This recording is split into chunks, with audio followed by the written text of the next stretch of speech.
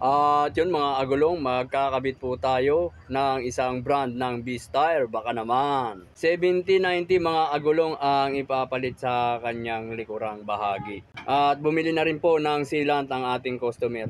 Sa pagkakataong ito mga agulong, hindi ko na po ito sasapinan dahil ang mga kantuhan ng kanyang mags or yung pinakayantas ay wala na pong pintura. At puro gas-gas na po yan. Kaya okay lang po yan na hindi natin gamitan ng sapin.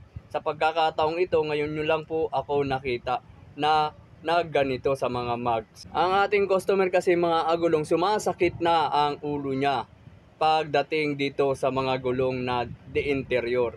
May kaliitan nga po at takaw ipit po talaga, lalong-lalo na yung mga ganitong gulong at di interior. Kung ayaw mo talaga maipitan, mag-tubeless ka na.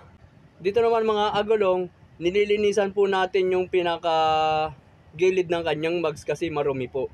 Pagdating kay B-Style, napaka-quality ng gulong nito. Marami na pong gumagamit ito. Friendly budget, hindi mabigat sa bulsa.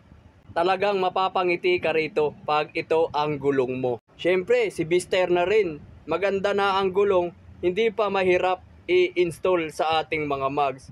Hindi siya magkakaroon ng gasgas dahil kahit kamay lang yan sa pag-i-install sa B-Style ay napakaganda po niyang ilagay sa ating mga mag. Kahit sa rim set, hindi mo masisikwat yan. Pwedeng-pwede mo rin kamay niya sa mga rim set. Hindi lang sa mags, pang rim set din yan pag ilagay. Babay, kamukha mo to ah. Ba, artista ka na nga. Ang kulit ng aking customer dyan mga agulong, yan po ang aking sponsor sa gloves.